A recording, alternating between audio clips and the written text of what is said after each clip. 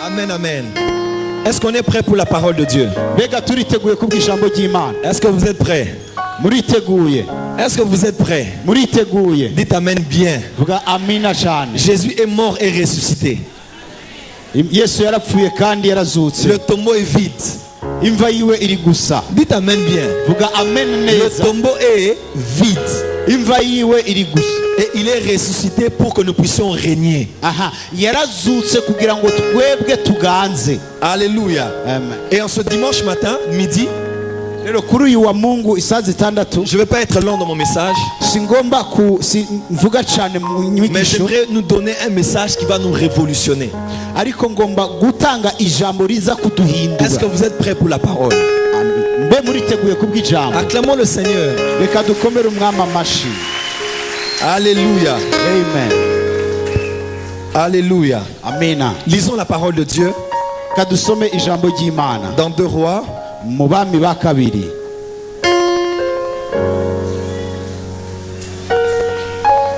Nous régnons avec Christ dans tous les secteurs de la société. Nous régnons avec Christ. Nous régnons avec Christ. Voilà, nous allons lire 2 Rois chapitre 4 verset 1 à 7. 2 Rois 4 verset 1 à 7.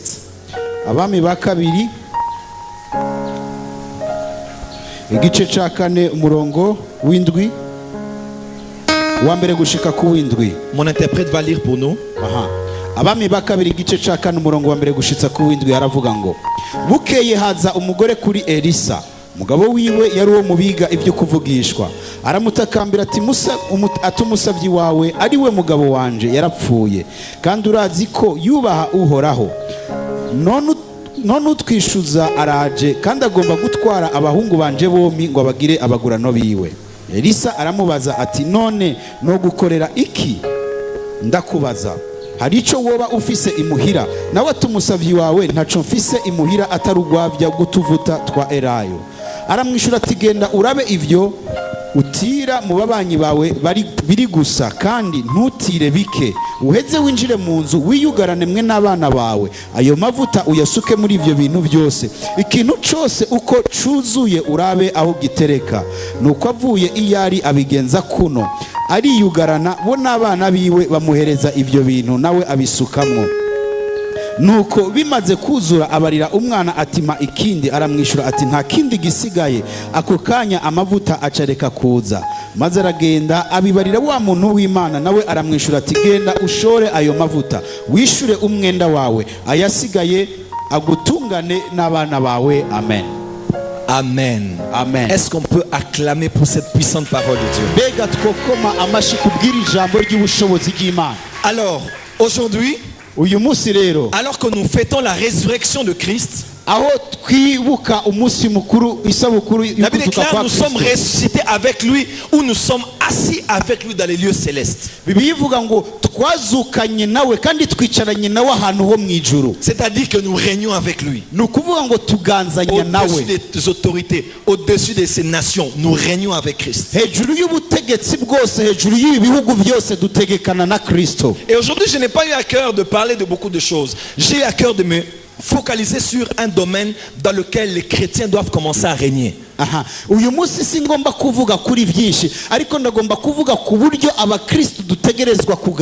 Et mon thème de ce jour est régner sur les finances. Régner sur les finances. La Bible déclare du riche qu'il était, il s'est fait pauvre pour nous enrichir. Donc,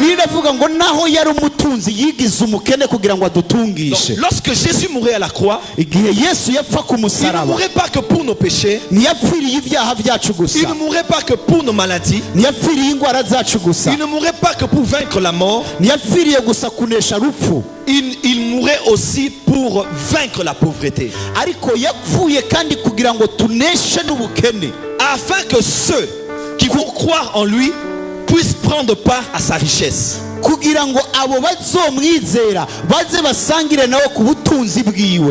J'aimerais dire 5 choses avant de commencer. nagomba kuvuga ibintu bitanu imbere yuko ntangura. 5 raisons pour lesquelles Dieu rend ses enfants riches. Ibintu bitanu bituma Imana itungisha abana bayo. La première, Icambere, Dieu veut rendre ses enfants riches à cause de l'alliance qu'ils ont avec Abraham par Jésus-Christ. Imana igomba gutungisha abana bayo kubw'isezerano yagiranye na Aburahamu biciye muri Kristo Yesu. Dieu avait dit à Abraham Imana yari yabwiye Aburahamu que ses enfants allaient être comme les étoiles qu'il y a dans les cieux et les grains du sable qu'il y a au bord de la mer. yuko abana biwe bazomera nk'inyenyeri zo mu kirere kandi nk'umusenyi wo ku nkombe y'uruzi. Et les étoiles dans les cieux, c'est la postérité spirituelle, l'église. Et le sable au bord de la mer, c'est la postérité terrestre, donc les juifs. Aha, rero inyenyeri zo mu kirere n'uruvyaro rw'Imana canke n'urunganwe rw'Imana ari bo shengero ry'Imana. Nayo uruvyaro rwo umusenyi wo ku kiyaga ugereranywa n'uruvyaro rw'Abayuda. Et aujourd'hui, les riches, les juifs sont des hommes et des femmes parmi ceux qui sont les plus riches dans le monde. Uyu munsi Abayuda nibo bari mu bantu batunze cane kw'isi. Pourquoi? Kuberiki? Parce qu'ils sont fils d'Abraham. Kuko n'abana b'Aburahamu. Tout juif sait qu'il a quelque chose de spirituel sur lui. Aha, umuyuda wese azi yuko hari ikintu c'imwemu kiri kuri we. J'étais à Johannesburg un jour Yari mu gihugu ca Afrika y'Epfo yitwa Johannesburg avec mon beau-frère ari kumwe na et musaza il me montrait des w'umuyase wiwe. buildings et des immeubles qu'il y avait. Aha, amwereka amazu yari ariho yubatse Il manini m'a manini. dit toute cette chaîne de buildings que tu vois appartient à des juifs. Aramubwira ati uyu murongo w'ibi bizu birebire ubona ni vy'Abayuda. Mais j'ai une bonne nouvelle pour toi. Ariko mfise inkuru nziza Toi ku aussi bwawe. tu es enfant d'Abraham. Nawe uri umwana w'Aburahamu. Par Jésus-Christ tu es enfant de l'alliance. Aha, kubwa Yesu Kristo uri umwana Et w'isezerano. comme les juifs sont des hommes et des femmes riches, Dieu veut rendre aussi les chrétiens riches. Nk'uko Abayuda ari abatunzi niko Imana ishaka kugira n'Abakristo abatunzi. La deuxième raison, Igituma ca kabiri, Dieu veut rendre ses enfants riches pour qu'ils soient à l'abri du besoin.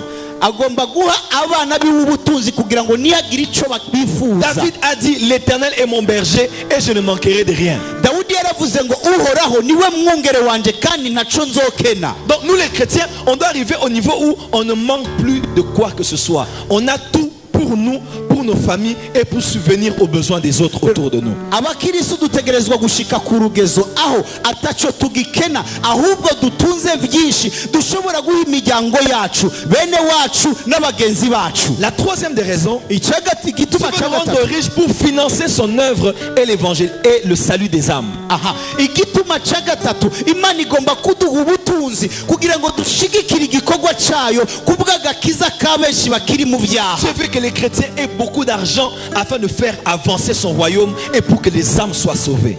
Imana igomba ko abakristo bagira ubutunzi bwinshi kugira ngo bashobore gushigikira igikorwa c'Imana muri iyo nzira benshi bashobore gushikirwa n'ubutumwa bwiza bakizwe. Quatrième raison, Igituma ca kane, parce que Dieu veut que les chrétiens soient riches afin de subvenir aux besoins des nécessiteux, c'est-à-dire à l'étranger, à la veuve, à l'orphelin et aux pauvres.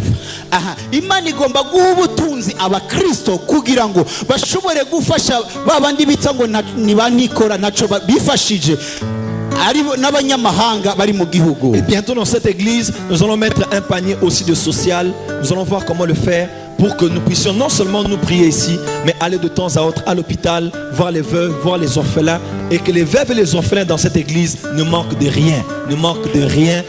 Je dis ne manquent de rien. Que ceux qui n'ont pas d'argent pour les études, qu'on paye leurs études jusqu'à l'université. Dites amen bien. Mu gihe kiri imbere tugiye kuraba ingene twoshiraho iki agasanduku canke igiseke twoshiramwe amashikanwa kugira ngo dushobore no gushika kuri babandi bari mu bitaro batagira ikibara batagira ikibafasha n'umwana ari hagati muri twebwe atagira ikimurihira amashure ashobore kurihirwa amashure yige atera imbere. Est-ce que vous êtes d'accord avec moi? Mbega ivyo muravyemeranya Et la nani? cinquième des raisons, Igituma ca gatanu, Dieu veut que les chrétiens soient riches pour développer leur nation. aha, Imana igomba yuko abakirisu dutunga dutera imbere kugira ngo duteze imbere ibihugu vyacu. Et je suis en train d'annoncer une prophétie. Uyu munsi ndiko ndavuga ijambo Il est ry'ubuhanuzi. en train de s'élever dans cette nation. Il est en train de s'élever dans cette nation. Hari ikintu kiriko kirahaguruka muri iki gihugu. Une armée de chrétiens et de chrétiennes millionnaires.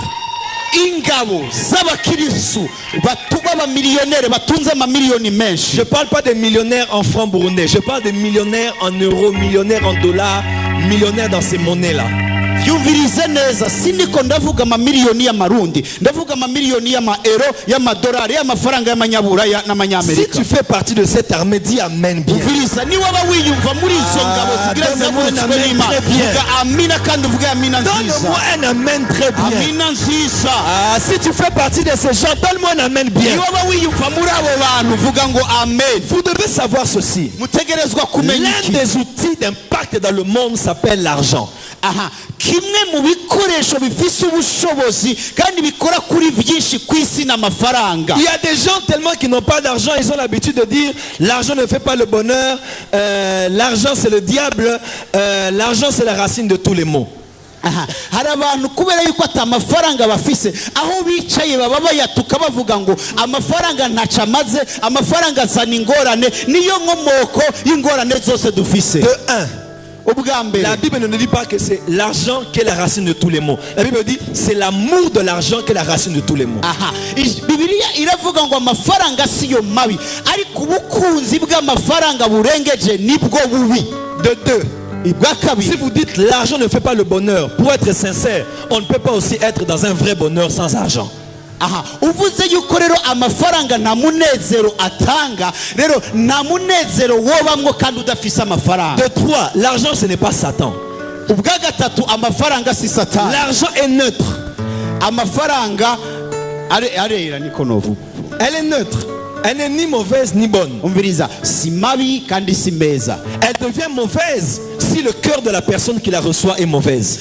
Aba mabi iyo umutima wanyine kuyakira ari mubi. Mais elle peut être bonne si le cœur de la personne qui la détient est bonne. Ariko ashobora kuba meza mu gihe hari ibiganza by'umuntu afise umutima muzima mwiza. Est-ce qu'on peut dire amen? Bega twavuga amen. Est-ce qu'on peut encore dire amen? Et Dieu désire que ses enfants aient beaucoup d'argent. Vous devez vous réconcilier avec ça. Beaucoup de chrétiens, quand on parle d'argent, ils pensent qu'on veut leur prendre de l'argent. Quand on parle d'argent, ils ont l'impression qu'ils vont aller loin de Dieu. Quand on parle d'argent, ils ont l'impression qu'ils vont devenir charnels. Non, il est possible d'être très spirituel, en train de faire Shandoroboko Sikarababa Sande, mais d'avoir 10 millions d'euros dans son compte en banque et d'être humble et continuer à craindre Dieu. Mukwiye kwemeranya n'imitima yanyu kuri iryo jambo ry'amafaranga. Nimwumve yuko amafaranga azobakura mu vy'imbwemo akabakura mu nzira y'ukugoroka, kuko birashoboka ko ushobora gutunga menshi kandi ukabandanya uvuga ngo shoboko robo shokataraba. Voilà même. Dites amen bien. Vuga amen neza. C'est bien d'avoir de l'argent, frère. Ni vyiza gutunga amafaranga. Quand tu vas dans un magasin, tu achètes ce que tu veux. Iyo uyafise winjiye mu iduka ugura ico ukeneye. Hein? Quand tu penses à l'œuvre de Dieu, tu donnes comme tu veux parce que tu en as.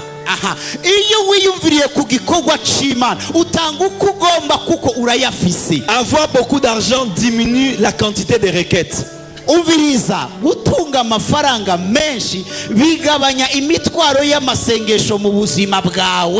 y a des gens qui ont beaucoup de requêtes parce qu'ils n'ont pas d'argent.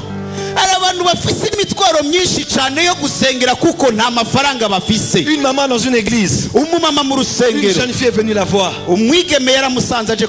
Excusez-moi de toucher à la pudeur, mais la jeune fille lui a dit: maman, je n'ai pas de quoi acheter les linges des femmes.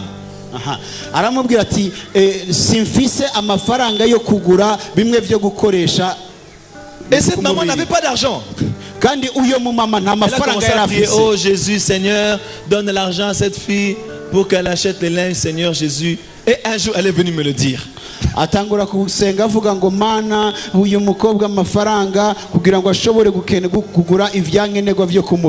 m'a énervé.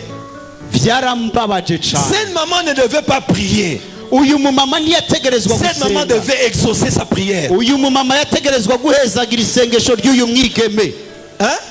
L'église doit être une armée d'adorateurs, pas une armée de demandeurs et de quémandeurs. Non. umviriza ishengero ry'Imana ryari rikwiye kuba ingabo zihimbaza Imana apana ingabo zisabiriza mayibobo. Que Dieu te donne beaucoup pour exaucer la prière des autres. Imana iguhe byinshi kugira ngo ushobore kwishura amasengesho Quand il y a y'abenshi. des enfants qui manquent de l'argent pour payer les frais à cause des examens qui sont devant, qui n'ait pas besoin de prier, que tu l'appelles et que tu le paies les études jusqu'à l'université.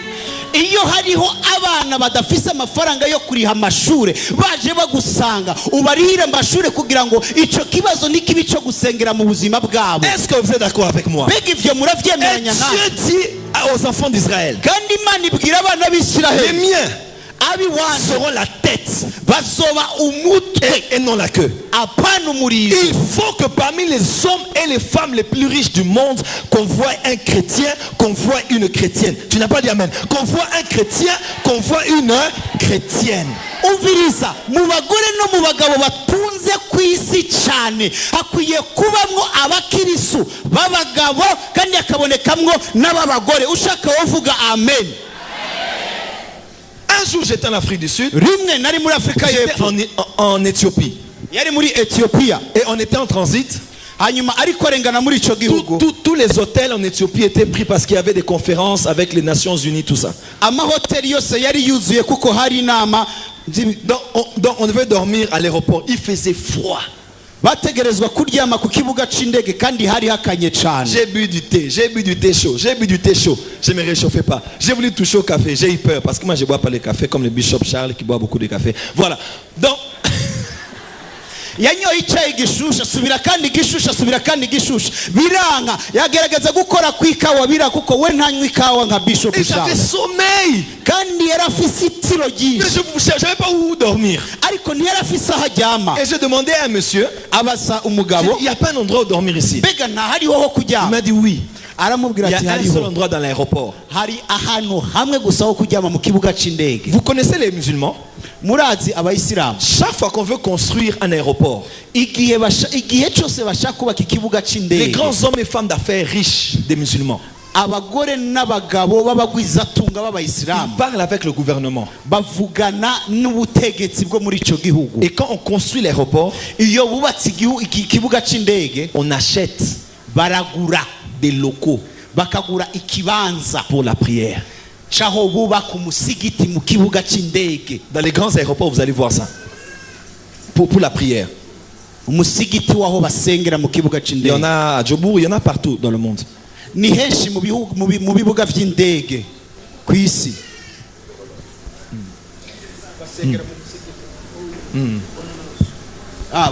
Okay, bagura icumba caho gusengera. Parce que les musulmans veulent avoir, comme ce sont les riches, quand on va à l'aéroport, qu'on ait un endroit où on va entrer pour prier. Et pour les femmes et pour les hommes. Kuko baba bagomba ngo bashitse kuri ico kibuga c'indege baronke icumba caho baja gusengera ari abagore ari abagabo Les b'abayisilamu. musulmans. Vous Abayisilamu voyez comment ils sont intelligents? mbega murumva ingene À n'abanyabwenge l'aéroport, ils sont établis. ku kibuga c'indege Et bahashinze ils savent où ils ibyicaro vont vyabo. aller se laver les mains, se laver les pieds et aller faire la prière. Muri ivyo bibuga vy'indege baba bazi aho baja gukaraba intoki ibirenge n'aho baja gusengera. Et les chrétiens. Ariko abakirisu Et comme j'avais froid, rero nkuko narinkanye on m'a dirigé là-bas. baranjana banyerekezaho. Mais je ne savais pas si c'était quoi. Rero sinarinzi aho Quand je banjana suis entré, ninjiye j'ai vu des chapelets, j'ai vu des... mbona aho basengera Ça, c'est la utunyabugoro salle des twabo. musulmans, ça. Ndavuga nti ibi bintu ni Mais j'avais vy'abayisilamu. tellement sommeil. Ariko nari nifite Je ijoro suis ryinshi. devenu musulman. Ebana umviriza yahindutse Je umuyisilamu. suis entré. Yinjiye mu cumba c'amasengesho c'abayisilamu J'ai pris ma petite valise, j'ai mis là. afata agasakoshi kiwe agashira ngaho Et j'ai dormi. hanyuma arasinzira J'ai dormi là. ajyama muri ico cumba Et vers c'abayisilamu 4h, basengeramo. 5h, j'entendais là. Bigeze mu masaa 10 z'igitondo yumva ngo koko nyana Je bivuze me suis levé calme. arahaguruka buke arasoboka. Vous voyez la puissance financière? Mbega murabona ubushobozi bw'amafaranga. Mais un pasteur est devenu musulman parce que j'avais sommeil. Où j'allais dormir? Chez les musulmans. Umupastori yahindutse umuyisilamu kuko abuze aho kuryama. None yari kuryama hehe? Yaryamye mu cyumba c'abayisilamu. Voilà pourquoi ils sont puissants dans la société. Nico gituma bakomeye muri Et pendant ce temps-là, nous on dort. C'est fini cette saison. Les chrétiens doivent être riches. Et on doit voir, laissez l'enfant dans la présence de Dieu. Hein, maman, elle est en train de marcher là-bas calmement. Elle s'occupe de personne, elle s'en fout de vous. Alléluia. Je déclare qu'une nouvelle saison est en train de commencer. Où les chrétiens seront number one. On verra la richesse des chrétiens dans le gouvernement. On verra la richesse des chrétiens dans les aéroports. On verra la richesse des chrétiens dans les universités. N'attendez pas que le gouvernement construise des universités. Que les particuliers chrétiens se lèvent et construisent des universités et des écoles. Ah, dites amen très fort. Bazobona amashure y'abakirisu ama universite y'abakirisu ivyo byose nimurindire yuko guverinoma ari vy'ivyubaka nitwebwe abakirisu dukwiye kuvyubaka. Dans les 5 personnes les plus riches du monde, mu bantu batanu batunze kwisi, le premier il s'appelle Carlos Sim Elu. Uwa mbere yitwa Carlos Konyene. Voilà. Il a 73 milliards de dollars. Afise ama miliyari 73 y'amadolari. 73 milliards. Ça sonne bien. Quand tu dis ça, tu sens l'onction venir. 73 milliards. Mais toi tu demandes seulement à Dieu, oh donne-moi 100 000 francs, Seigneur. Je ne te demande pas beaucoup, seulement 100 000 francs. Pourquoi rabaisser Dieu comme ça? Pourquoi diminuer Dieu comme ça? Dieu a dit, demande-moi, je te donnerai les nations. Je te donnerai les extrémités de la terre. Hein? Ta requête doit être au niveau de la grandeur de ton Dieu. Si ton papa est milliardaire, est-ce que tu vas lui demander 10 $? C'est le rabaisser. Demander à Dieu beaucoup, c'est le montrer qu'il a beaucoup. Ah, dites amen bien. Ariko twebwe iyo dusenga tuvuga ngo mana mibihumbi ijana uko no kugira imana yawe ntoya. Saba imana ibintu binini cyane, saba imana ibingana nuko ingana, kuko imana yawe ni imana iri hejuru. Reka kuyimanura isaba utuntu dutoyi. Dis à ton voisin, commence à voir grand. Tiens la main de ton voisin. Ne sois pas gentil, écoute ton voisin. Dis à ton voisin, commence à voir grand avec Dieu. Uviriza bwira umubanyi wawe mwicaranye kuri yo nebuti tangura ubone binini mufata ikiganza umucukuza umukubita tangura ubone binini imana yawe. Le deuxième c'est Bill Gates. Uwa kabiri n'umugabo yitwa Bill Gates, 67 milliards de dollars. Afise ama miliyari 67 y'amadolari. Le troisième c'est Amancio Ortega. Uwa gatatu yitwa Ukonyene, 57 milliards de dollars. Miliyari 57. Le quatrième c'est Warren Buffett. Uwa kane yitwa Ukonyene abivuze, 53 milliards 500 millions. Afise miliyari 53 n'amamiliyoni majana. Le cinquième c'est Larry Ellison. Uwa gatanu n'Ukonyene abivuze, 43 milliards. Afise miliyari 43. Parmi eux tous, il n'y a pas un chrétien. Muri abo bose nta mukirisu n'umwe arimo. Il n'y a pas un qui parle de Jésus. Nta n'umwe avuga Kristo. Et pendant ce temps-là, nous on se dispute d'abord les chairs des églises, on se dispute entre les églises, on a des petits conflits. Qui est la plus grande église? La meilleure église dans Bujumbura c'est quoi? Quel est le pasteur qui prêche le mieux? Les églises là, ils ont des problèmes. Ah, nous on a la bonne église. On est encore de la bassesse pendant que des gens sont en train d'avoir l'argent pour gouverner le monde. Umviriza twebwe muri ico gihe abakirisu turiko dupfa podium yo kuvuga ubutumwa bwiza, turapfa ivyo mu mashengero yo hirya no hino muri Zion Temple vyapfuye. Ninde mu pastor yigisha neza, ninde mu pastor yigisha nabi, mu gihe abandi bariko bagwanira ubutunzi kugira ngo bategeke isi. La femme la plus riche d'Afrique a 40 ans. Umugore atunze wa mbere muri Afrika afise imyaka 40. Combien de femmes ont 40 ans et plus? Levez les mains. Bande abagore ngaba bafise imyaka 40 kurenga. Vous avez soit 40 ans, soit... Ah, excusez-moi. Il y a des femmes qui n'aiment pas donner leur âge. Murambabarire sinari nzi ko wa mugano uvuga yuko umugore atavuga imyaka yiwe ukora ngaha. Ah non, les femmes ont 15 ans, 16 ans ici. Je vois des mamans de 12 ans, de 13 ans. 12 ans, 13 ans. Vous avez 12 ans. 22 ans. 15 ans. Alléluia. C'est la fille du président de l'Angola. Elle a 40 ans. Mais c'est la femme la plus riche d'Afrique. n'umuperezida n'umukobwa w'umuperezida w'igihugu ca Angola ariko afise imyaka 40 ubu niwe mutunzi wa mbere muri Afrika. Elle n'est pas restée dans le titre de son père. Elle a commencé à entrer dans les affaires. Elle a des grandes sociétés, des grandes parts d'argent dans les grandes entreprises en Europe. Mes frères et sœurs, à 40 ans, que faites-vous? Seulement manger, dormir, regarder la télé, faire des bébés. L'année prochaine, tu es enceinte. L'année prochaine, tu es enceinte. L'année prochaine, tu es enceinte. Tu te fâches avec ton mari, mais tu es enceinte. Vous vous disputez, tu es enceinte. Vous voulez divorcer, mais malgré ça, tu es enceinte. Mais umviriza neza aya mafaranga atunze sumurage papa wiwe yamuraze oya na mafaranga yaronse agenda akora mu entreprise atandukanye mu mashirahamwe atandukanye. La fille du président de l'Angola. Icyubahiro kibe cy'Imana. Haleluya.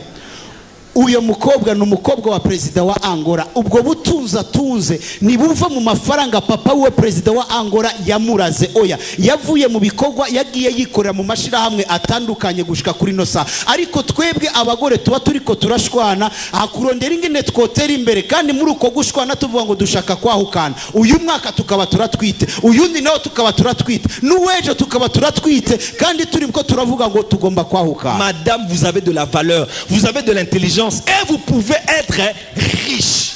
Wa mukenyezi we ufise ubwenge kandi uruwigiciro birashoboka kandi kushobora kuba umutunzi. La femme la plus riche du monde a 61 ans comme Mama Scola.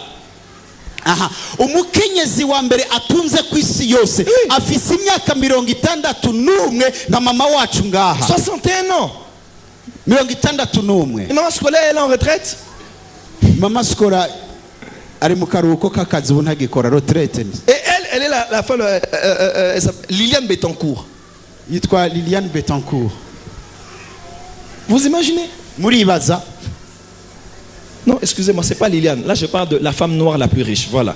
Aha, oya ariko avuga umugore w'umwiraburekazi w'umutunzi ku isi. Ce qui m'étonne avec les mamans chrétiennes, c'est qu'elles disent toujours nous on a vieilli, on vous laisse à vous les jeunes filles.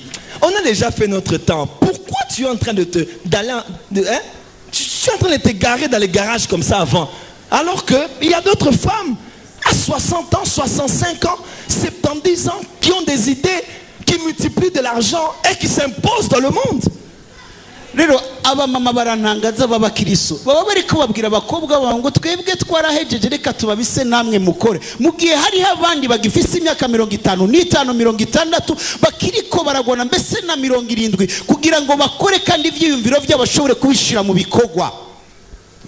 Que les célibataires disent amen, les sœurs célibataires disent amen. Abigeme batarubaka ugwabo muvuge amina. Il y a des sœurs célibataires désespérées. Donc elle a l'impression dans la vie que c'est le mari qui va venir arranger sa vie. Donc elle est là, elle attend seulement le sauveur. Shiloh. Donc elle ne fait rien dans la vie. Tout ce qu'elle sait est un jour un homme qui a beaucoup d'argent viendra m'épouser. Ma sœur, ça c'est quelle mentalité ça? Que l'homme qui vient t'épouser te trouve avec une voiture, te trouve avec un travail. Oh, tu ne dis pas même. Te trouve avec une maison. Quand il veut t'épouser, qu'il réfléchisse 5 fois.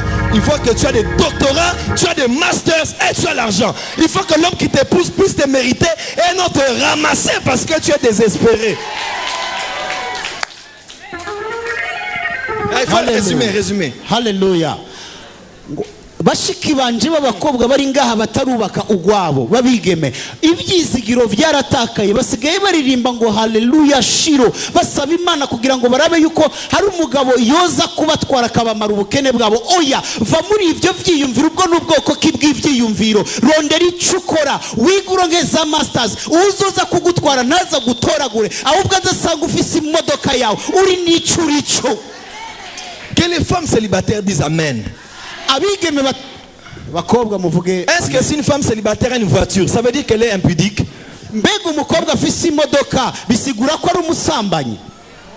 Arrêtez de vous limiter dans la vie.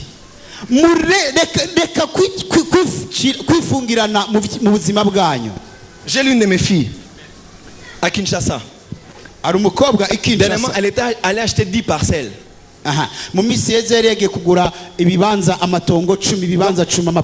Quand son fiancé lui donne l'argent, la première des choses, elle pense acheter une parcelle. Mais toi, la première des choses que tu allais faire, tu allais jeter tes téléphones. Les téléphones Léo ici. là-bas. Directement, tu vas acheter un nouveau téléphone à $1000, des chaussures Prada, et puis Mais une femme qui a la vision pense à la parcelle. Tiens la main de ton voisin, de lui réveille-toi. Wowe uwoguha ayo mafaranga uyu munsi ikintu cyambere wokora kaga telefone kawe kareo ucugata kugira ngo uje kugura telefone ya $1,000 ugura ikirato citwa Prada ariko umukobwa afise ivyiyumviro iyo umufiance wo muhaye amafaranga ikintu cyambere akora yiyumvira kuja kugura itongo azokubakamo. Bon, maintenant touchez 3 personnes autour de vous. Dis à ton voisin réveille-toi. Aha, kora ku bantu batatu bagukikuje ubabwira uti kanguka vyuka. Les économistes, ils disent que tous les jours, il y a à peu près $500 milliards qui circulent. Dans le monde.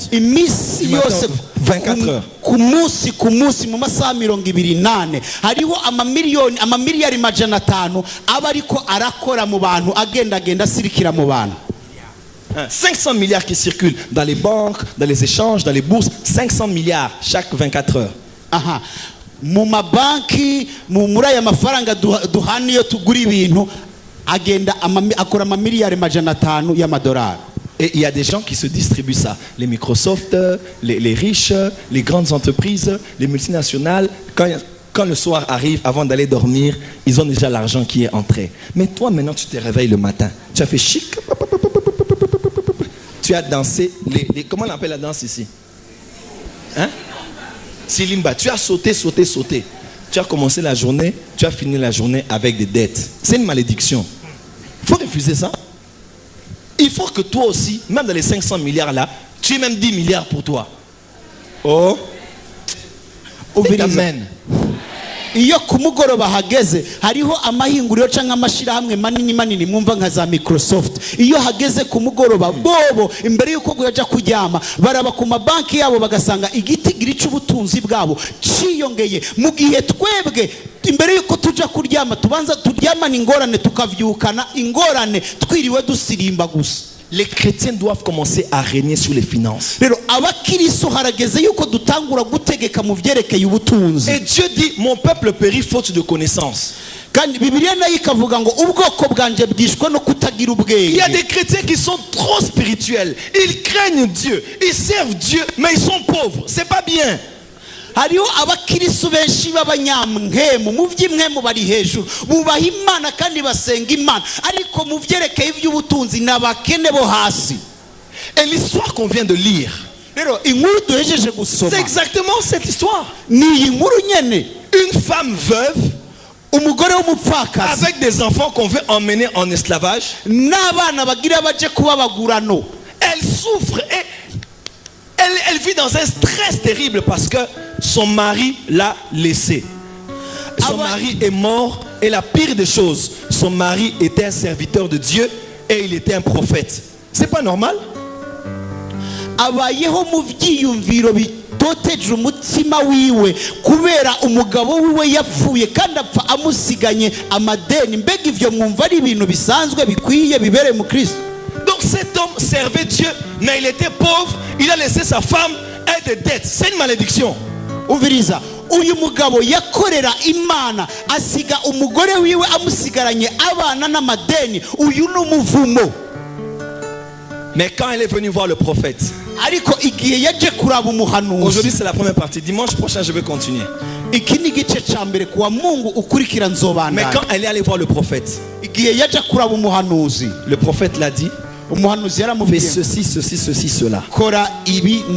Et lorsqu'elle a fait, le prophète l'a dit, avec ce que tu as, paye les dettes.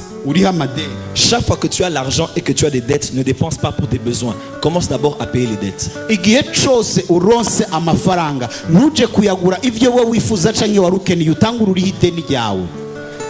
Et l'homme de Dieu a dit, va vendre. Et avec ce que tu auras, tu vas vivre avec tes enfants. Donc la solution de cette femme, c'était de vendre, c'est-à-dire de faire les business, de faire les affaires. Et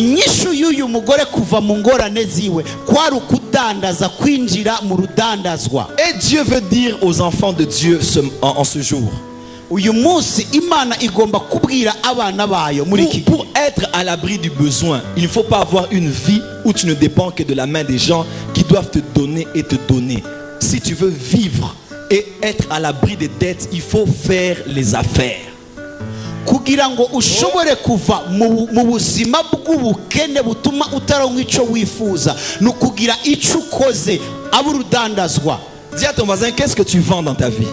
Baza mugenza ngo wowe udandaza iki? Qu'est-ce que tu vends? Udandaza iki? Tous ceux qui ont l'argent savent vendre. Abafise amafaranga Qu'est-ce bose que vous vendez? Wewe udandaza iki?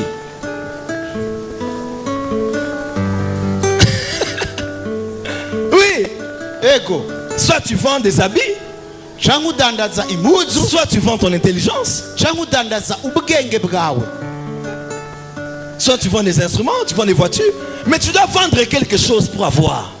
Ivyuma cyangwa imiduga utegerezwa kugira icyo udandaje kugira ngo uronke icyo winjiza. Je vais vous donner deux principes aujourd'hui Ndabahe ingingo ngende kwako zibiri qui ont fait que cette femme sorte de la pauvreté dans laquelle elle était. niki cyatumye uyu mugore ava mu bukene yararimo. Il y en a 6, mais je vais en donner 2 aujourd'hui. Ari ibintu bitandatu ariko uyu mwanya ndavuga Et bibiri. si tu les mets en pratique, je t'informe que tu vas régner sur les finances à partir de ce mois d'avril. Nakubwiye yuko ivyo bintu bibiri ni wabishira mu ngiro uratangura kubaho ubuzima bwo gutegeka mu vyerekeye ubutunzi. Si vous êtes prêts, dites Amen. Nimba witeguye vuga Si vous amena. êtes prêts, dites Amen. Nimba witeguye vuga Donnez un amen. Amen bien pour la parole. Vuga amena nziza Donnez un kugisha. Amen bien pour encourager ce que je veux dire. Vuga amena nziza kugira uneri intege mu vyo byo L'homme de kuvuga. Dieu a dit à la femme, Umuntu w'Imana tu yabwiye veux avoir une solution? aramubwira ngo ugomba kuronka Qu'est-ce que tu as à la maison? ufise iki Elle a dit, muhira. je n'ai qu'un petit flacon d'huile. Aramubwira ngo mfise agakombe gake karimo utuvuta. L'homme de Dieu l'a fait comprendre que ça commence là. Umuntu w'Imana amwumvisha yuko ari hajye nyene bitangurira. Elle a dit, je n'ai rien, je n'ai qu'un flacon. Aramubwira ati ntaco mfise uretse agacupa k'utuvuta duke. Nous tous qui sommes ici, Twese uko turi ngaha personne ne peut dire qu'il n'a rien. nta muntu yovuga ngo ntaco afise. Ce n'est pas si tu n'as pas l'argent que tu n'as rien. Si uko udafise amafaranga bisigura ko ataco ufise. Parce que tu peux avoir un peu d'argent, tu peux avoir rien comme argent, mais avoir des idées. Ushobora kuba ata amafaranga ufise ariko ufise ivyiyumviro bizima. Dis à ton voisin, j'ai quelque chose dans ma maison. Bwira uwo mwicaranye uti ndafise ikintu muhiri wanje. Dis à ton voisin, c'est le début de la richesse. Mubwira uti nitanguriro ry'ubutunzi. Regarde ton voisin, dis-lui, moi j'ai quelque chose. Mubwira uti jewe ndafise ikintu. Dis-lui, ce n'est peut-être pas grand, mais j'ai quelque chose. Umviriza, mbwira uti natari kinini ariko ndafise ikintu. Dis à ton voisin, ce n'est peut-être pas des millions, mais j'ai quelque chose. Mubwira uti birashoboka ko atari amamiliyoni ariko hari ikintu mfise. La première chose qui va t'emmener à la richesse, c'est le don que Dieu a mis en toi. Ikintu cambere kizotuma ushika mu butunzi bwawe. Tous les hommes qui étaient riches abagabo bose babaye ont abatunzi su exploiter ce que Dieu les avait donné. bamenye gukoresha ivy'Imana yabahaye. Ça peut être un talent, Bishobora kuba ari ingabire, une habileté, bishobora kuba ari uburyo bwo gukora bworoheje, des bonnes idées. ivyiyumviro bizima. Bref, chacun a eu quelque chose. Mucamake umuntu wese hari ico yari afise. Et c'est quand ils ont commencé à mettre cette chose en valeur qu'ils sont devenus riches. Nigihe batanguye gushira ivyo batunze mu gaciro batanguye kuba batunze. Écoutez-moi très bien. Nyumviriza neza. Tout don que Dieu t'a donné, c'est pour répondre à un besoin. Ingabire yose Imana yaguhaye nukugira ngo yishure kuvyo ukeneye mu buzima. Et dans chaque besoin qu'il y a dans la société, il peut avoir une opportunité d'affaires. Kandi mu bikenewe aho tuba mu kibanyi hama hariho umuryango ushobora kuduha akazi. Est-ce que je peux expliquer? Mbega ndashobora kubisigura. Aujourd'hui, les gens ont besoin de savoir comment parler en public. Abantu bakeneye kumenya uko umuntu akwiye kuvuga mu Il y ishengero a des politiciens qui ne savent pas s'exprimer, tenir un speech, ils ne savent pas. hariho abanyepolitike batazi kuvuga imbere Il y a y'abantu. des grands chefs d'entreprise qui ne savent pas comment communiquer avec leur staff. Hariho abategetsi b'amashirahamwe akomeye batazi ingene boganira nabo bategeka. Mais pourquoi Dieu t'a donné cette facilité de parler et de captiver les gens? Kubera iki Imana yaguhaye ubwo buryo bwo kuvuga bworoheje kandi bugukwegera ko abantu benshi. Tu peux aller faire une formation pour bien améliorer ce que Dieu t'a donné comme talent et automatiquement tu proposes tes services à des ministres, à des présidents, à des chefs d'entreprise et tu te fais de l'argent seulement par la parole. Uviriza, urashobora kuja kwiga kugira ngo wongereze ubumenyi, hanyuma ugaruke uze usabe kazi abo bategeka amashira hamwe canke abashikiranganji batazi kuvuga ukavuga mu kibanza cabo. Dans le temps de Mobutu, sa femme voyageait avec une femme. C'était sa couturière, c'était sa tresseuse. Elle ne savait pas faire autre chose. Elle savait tresser et elle savait coudre les habits. Et tout ce que maman Bobby l'a apporté là, c'était elle qui cousait cela. Hein? Pourquoi croire que les couturières sont des pauvres? Si tu sais bien coudre, on t'impose les mains. Ah. Umugore wa Mobutu yarafise umugore bagendana. Uyo mugore nta kindi kintu yarazi gukora. Yarashona impuzu ziwe agakora imishatsi yiwe. Ninde yakubwiye yuko umuntu ashona hahandi ku mashini ari umukene? Ivyo vyaramutungishije. On t'impose les mains. Uviriza, si on se fâche, on t'impose les pieds. Mais quand tu vas commencer à coudre, avec l'onction de Dieu, toutes les femmes du grand lac vont aller te chercher parce qu'il n'y a personne qui va coudre les habits comme toi.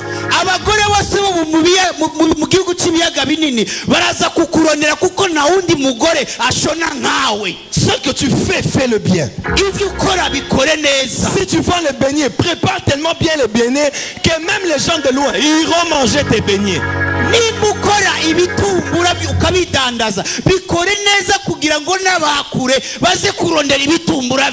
Je connais une femme à Kigali. Elle fait seulement des samoussas. Mais ces samoussas sont les meilleurs samoussas de tout Kigali. Même les grandes autorités passent devant sa boutique et s'arrêtent à midi pour aller manger les samoussas. Isambusa ziwe ziraryoshe cyane mu gisagara cya Kigali kurusha izindi. N'abashikiranganje bahagarara ku iduka giwe cyane ku butike bwiwe bagiye kugura isambusa ziwe kuko ziryoshe. Ah, dis à ton voisin, j'ai quelque chose, j'ai quelque chose. Bwira umuntu mwicaranye uti ndafise. Dis à ton voisin, j'ai quelque chose. Ari kintu mfise. Dis à ton voisin, j'ai quelque chose. Ari kintu mfise. Ah, dis à ton voisin, j'ai quelque chose. Ari kintu mfise. Dis à ton voisin, j'ai quelque chose. Bwira uwo mwicaranye uti. Est-ce qu'on peut dire amen bien? Bega twovuga amen. Donnez-moi un amen plus fort. Tu as un don que Dieu t'a donné. Valorise ce que Dieu t'a donné. Fais bon usage de ce que Dieu t'a donné. Fais-en bon usage. Tu es déjà sur la voie de la richesse. Tout ce que Dieu t'a donné est un potentiel. Il y a un papa qui est venu là qui est grand de taille. Mais est-ce que vous savez que la taille peut t'aider dans le basket à devenir un grand défenseur? Hari umupapa yaje ngaha muremure w'umusore urazi ko ubwo burebure bushobora kugufasha muri basket ugatunga. J'étais dernièrement à Kinshasa avec Dikeme Mutombo. Aha, ikinshasa yari kumwe na wa mukinyi wa basket umukongomani yitwa Mutombo. Dikeme Mutombo. Il est grand. Donc on a fait une photo, je l'ai regardé comme David et Goliath. Il chose, je crois, du 59 ou du 60. C'est un géant, c'est un monstre. Umviriza ni muremure cyane umengo ari ruhande rw'umengo ni Daudi na Goliath. Umviriza ni nk'ikigatanya ya mukirenge yambara ngira ngo 60. Il disait hey, pasteur, how is it in Congo?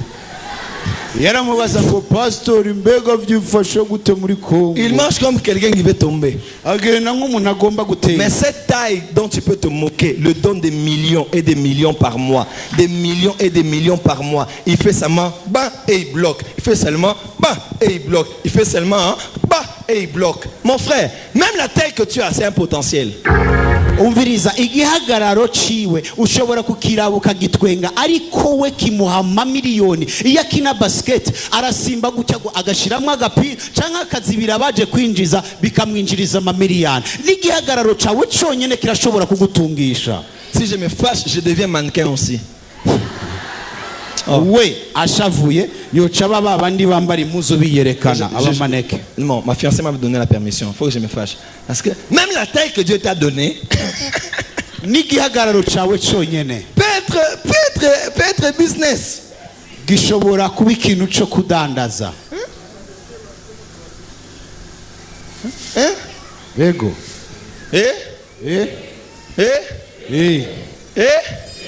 Qui a quelque chose ici? Ninde ari nico atunze ngaha? Ce que tu as peut te donner le succès, mon frère. Ico oye utunze gishobora Ce kukugira que tu as peut icyamamare. t'amener à l'abri de tes besoins. Ico utunze gishobora gukumara ivyo wifu ubukene. La deuxième des choses pour finir, Icya kabiri kugira ngo duhera hese. le prophète a dit, Umuhanuzi yaravuze, maintenant que tu as ton flacon, kufise rero agacupa kawe va k'amavuta, maintenant chez tous tes voisins genda kuba banyi bawe et bose va prendre des vases. usabe imibindi. Dites amen. Vuga amina. La question que je vous pose, Ikibazo ndakubaza uyu à munsi, supposer que cette femme avait de mauvaises relations avec ses voisins. tuvuge yuko uyu mugore yari afise umubano mubi n'ababanyi biwe, Est-ce qu'elle allait prendre les vases? mbega hari icyo bari kumuha? Est-ce qu'avec les vases, l'huile allait faire un miracle? Mbega hamwe n'iyo mibindi hari igitangaza cyari gukoreka? Ça veut dire que le nombre de vases qu'elle avait eu chez les voisins était le nombre de bonnes relations qu'elle avait avec les gens. Ni ukuvuga neza ngo igitigiri cy'imibindi cyangwa amasafuriya yashoboye kuronka kingana n'imigenderanire myiza yari afitanye n'ababanyi biwe. Il y a un paralytique qui était 38 ans à l'eau, dans la piscine. Hari umugwayi yaragwariye ku kidengeri Il n'avait Betsaida. personne pour le jeter dans la piscine. Imyaka 38 nta n'umwe yari afise ashobora kumushyira muri ayo Vous savez mazi. pourquoi? Murazi Il igituma? n'avait pas de bonnes relations. Kuko nta mibanire myiza yari afitanye n'abandi. Parce que s'il avait de bonnes relations avec les gens, Yeza kuba abana neza n'abandi, quelqu'un allait un jour le jeter dans la piscine. hariho umuntu umunsi umwe yari kumushyira muri icyo La kidengeri. deuxième des choses, Icya kabiri, c'est la force des relations. ni inkomezi z'uku n'uburyo we ubana n'abantu. Les gens qui ont réussi dans le monde, 20% c'était leur talent, 80% c'était les personnes qu'ils connaissaient. Abantu bashoboye kugira icyo bashitse ko ku isi cyangwa bakaba ivyamamare 20 n'ubwenge bwabo cyangwa ingabire zabo, ibindi bice 80% ni mibanire myiza babana n'abantu. Dis à ton voisin, est-ce que tu as de bonnes relations dans le quartier? Baza uwo mwicaranye uti mbega ufise Est-ce ubucuti que tu as de bwiza bonnes n'ababanyi relations à bawe? l'église? Mbega ufise ubucuti bwiza kuri eglise?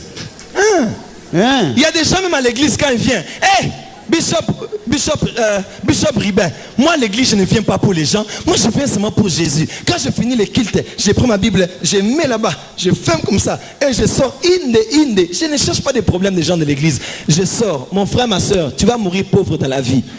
Parce que tu ne sais pas qui est assis à côté de toi. Aie toujours de bonnes relations avec les gens. Parce que Dieu ne descendra pas. Dieu passera par les hommes qui sont à côté de toi. Hariyo abandi bashiki bacu mu rusengero bobo iyo binjiye mu rusengero babwira bishop uti je nta ngorane nkenanye n'abantu ninjira kuko mba nje kurondera Yesu, ndinjira nkicara nkasenga Yesu wanje mejeje nkasohoka amahoro. Umviriza, bana neza amahoro n'abantu bari mu rusengero kuko Imana nizomanuka mu bumana bwayo ariko izoca muri uyo mwicaranye. Il y a des gens, moi seulement Dieu. Moi, c'est seulement Dieu. Dieu ne descendra pas. Dieu passera par les gens. Hari abantu jewe n'Imana gusa n'Imana gusa ibyo abantu singene umviriza Imana nizoza ubwayo izoca mu bantu. J'ai prêché dans une église un jour. Nigishije mu Et rusengero quand je voulais prendre la parole, igihe nagomba gufata le ijambo modérateur a commencé à prier. umurongozi atangura Oh gusenga. Dieu, Oh Mana, nous ne voulons pas voir un homme aujourd'hui. ntidushaka kubona umuntu uyu Non, nous ne munsi. voulons pas voir un homme. Oya ntidushaka kubona Nous ne voulons umuntu. pas qu'un homme puisse nous parler. Ntidushaka ko umuntu avugana natwe. Toi-même, Seigneur, descends et parle. Mana wowe ubwawe umanuka uvugane natwe. Que ton serviteur disparaisse. Umukozi wawe akamanga nabure nitumubone. Qu'il disparaisse, dit. Umviriza akamanga nabure Mais que toi nitumubone. seul, tu prennes le micro et que tu prêches. Hanyuma wowe Mana wenyine ufatiye imikoro aba ari we wigisha. Quelle prière spirituelle et humble. Mbega isengesho rimwe guca bugufi kandi ry'imwemu. Moi aussi, j'ai pris le micro. Nawe yakira J'ai dit, mikoro aujourd'hui, je ne prêcherai pas. C'est Dieu qui va prêcher. aravuga ati uyu munsi si je nigisha n'Imana Je yigisha laisse Dieu parler. ndetse Imana ivuge.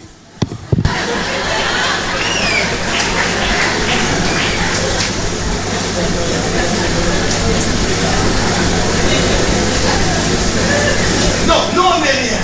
Umviriza, twenda cyo turico. Nuko disparaisse. Maintenant, Dieu parle. Imana yisiguriye. Seigneur, nous ne voulons pas voir un homme. Mana ntidushaka kubona umuntu. Que toi seul, tu prennes le micro. Wowe wenyine wifatira mikoro. Bon, maintenant, moi, je disparais. Que Dieu passe. Hanyuma rero nanjye ndamutse Imana nize.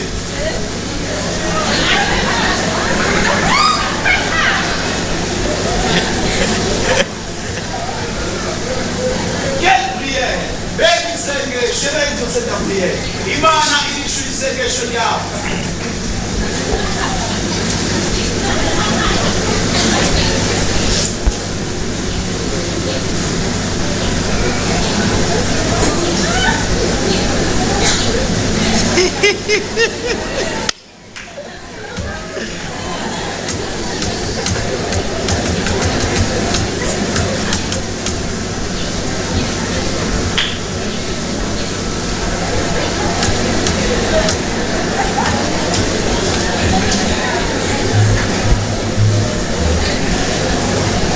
Est-ce que Dieu a parlé? Est-ce que Dieu a pris le micro? Maintenant regardez comment Dieu prend le micro. Ainsi parle l'Éternel. Dieu passe par les hommes. Dieu, tu ne le feras pas. Dieu passera par les hommes. Arrêtez ces mauvaises prières-là. Je ne regarde que Dieu. Non, il faut dire, Seigneur, je te regarde, mais donne-moi de bonnes connexions dans la vie.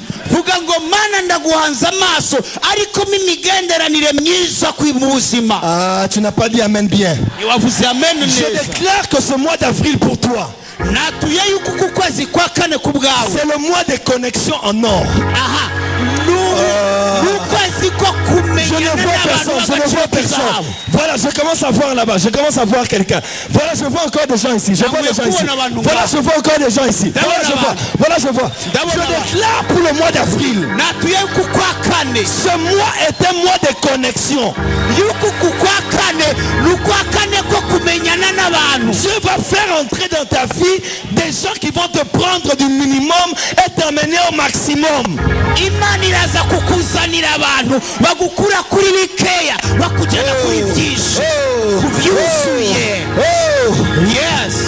Dieu va faire entrer quelqu'un dans ta vie. Quelqu'un qui va découvrir ton potentiel. Quelqu'un qui va découvrir ton don. Quelqu'un qui va te prendre comme David. Il va te sortir des brebis. Et il va te mettre devant Saül. Je déclare pour un Joseph qui est ici. Tu sais interpréter les rêves, mais tu es toujours en prison. Ainsi parle l'Éternel. Quelqu'un va se souvenir de toi. Une relation que tu avais, une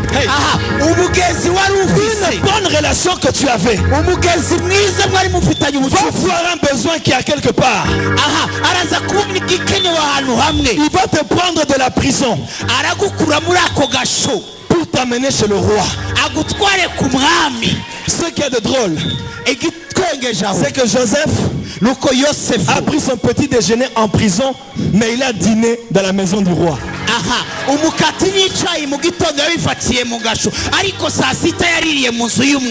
Tu sais toujours comment la journée va commencer, mais tu ne sais pas comment cette journée va se terminer.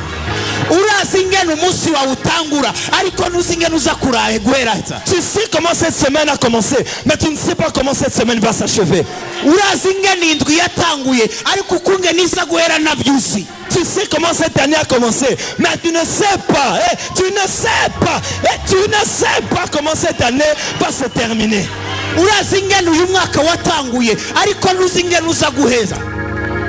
Je déclare sur toi, tu as commencé la journée à l'église, mais tu finiras la journée avec des bonnes nouvelles. Dites Amen bien. Je prophétise sur toi. Toutes les mauvaises relations dans ta vie, je les enlève de ta vie au nom de Jésus. J'enlève les Delilah, j'enlève les Jézabel, j'enlève les tueurs de rêves, mais je fais entrer dans ta vie les personnes qui vont croire en toi, les personnes qui vont t'aimer, les personnes qui vont te propulser. Reçois cela, je dis reçois cela, je dis reçois cela, au nom de Jésus. Uviriza ndakuye baderira na bayeseberi mu buzima bwawe abantu baguheza hana tacho kwimarira nzanye abantu mu buzima bwawe bakujana ahandi hantu mu migisha yawe. Aïe aïe aïe aïe aïe aïe aïe. Aïe aïe aïe aïe aïe aïe. Aïe aïe aïe aïe aïe aïe. Tu es avec moi. Aïe aïe aïe aïe aïe. Je vois Dieu emmener quelqu'un sur ton chemin. Beaucoup de gens n'ont pas cru en toi, mais cet homme va croire en toi. Et je te prophétise que toutes les bonnes relations que tu avais qui étaient stériles, maintenant Dieu dit qu'elles vont devenir productives. ubucuti bwose warufise bwari bugumbashe mu yandi majambo naco bwaguha muri aka kanya ni buvyare ubwico buguhaye. Il y a des gens ici qui ont des bonnes relations. Hari abantu bafise ubucuti, mais les relations profitent aux autres mais ne les profitent pas. Ariko ubwo bucuti bwiza bwungukira abandi bo ni bubwungukira. Si je suis prophète de Dieu, ni abandi umuhanuzi w'Imana, si je suis prophète de Dieu, ni abandi umuhanuzi je déclare dans tes relations natuye yuko mu toutes les bonnes relations que tu avais imigenderanire myiza qui ne t'apportaient rien, qui ne te profitaient rien, je prophétise au nom de celui qui est ressuscité que ces relations ressuscitent, que ces relations ressuscitent, que ces relations ressuscitent. Cette semaine sur un coup de fil, cette semaine sur un coup de fil, cette semaine tu auras un email, cette semaine un message Facebook, cette semaine tu auras un SMS, quelqu'un qui t'avait oublié va se souvenir de toi, quelqu'un qui t'avait oublié va se souvenir de toi. Si tu es là, lève-toi et dis Amen. Amen. Dis avec moi Amen. Cette relation-là, c'est une relation que Dieu t'a donnée. C'est la semaine des souvenirs. Aïe aïe aïe. C'est la semaine des souvenirs. À quoi sert-il d'avoir de bonnes relations mais qui ne te profitent pas? Dieu met chaque relation dans ta vie pour aussi que tu profites avec tes intérêts.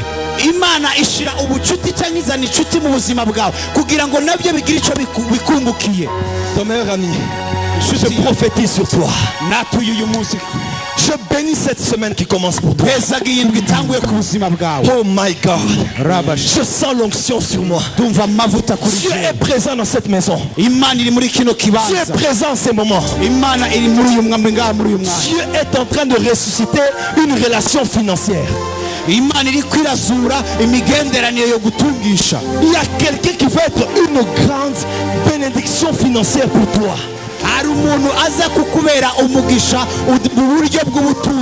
Que Dieu te donne la sagesse de la reconnaître. Et je déclare avant dimanche, Josué avait interdit au soleil de se coucher pour qu'il atteigne la victoire. Moi aussi aujourd'hui, j'interdis à dimanche de venir jusqu'à ce que cette relation te donnera l'argent.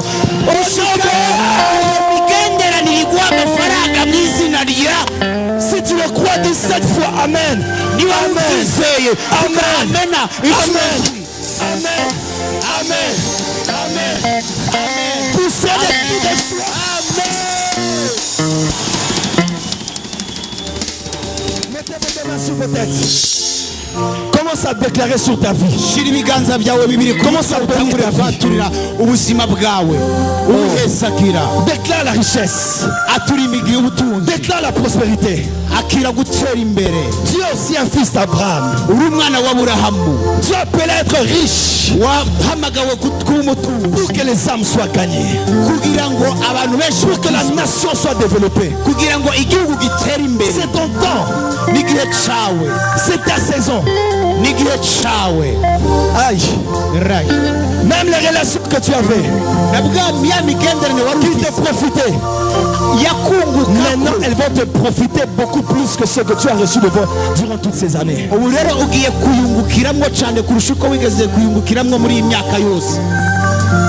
My God, I feel the power of the Holy Ghost. Legozika Ramazan, Sekorobobo Shaka, Libaba Saka Babaya. L'onction financière vient sur toi. Ta vie change à partir d'aujourd'hui. Tu reçois ce que tu es venu chercher. Au nom de Jésus-Christ. Sois derrière, sois derrière. Oh Rabaka Saka Rabaya. Rabashikorasa. Rio Sheberia.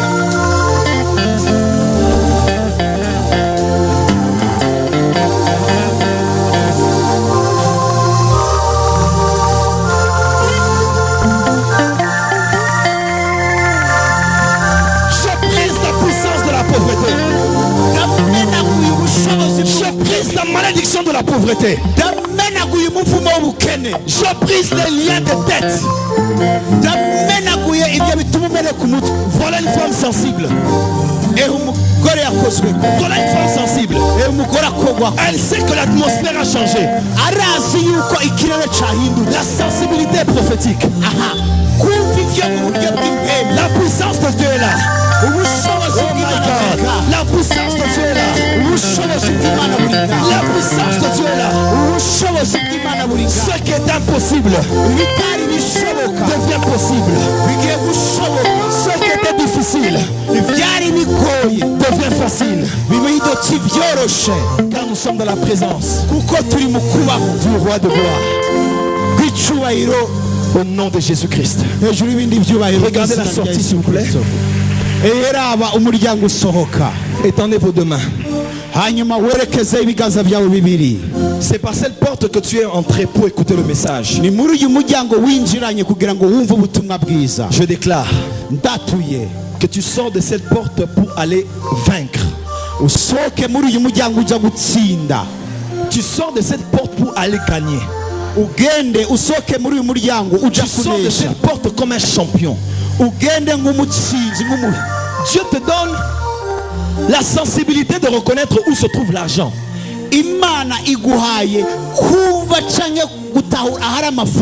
L'intelligence de saisir les opportunités. Et la personne qui doit être la connexion en or pour toi t'attend déjà sur ton chemin.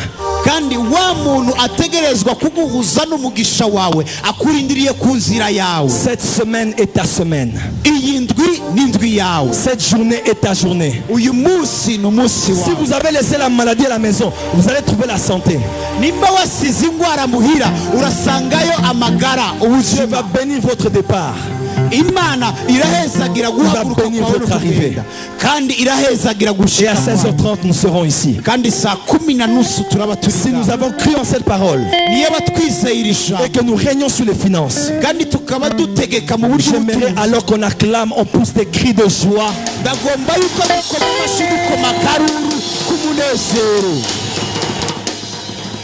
Amen.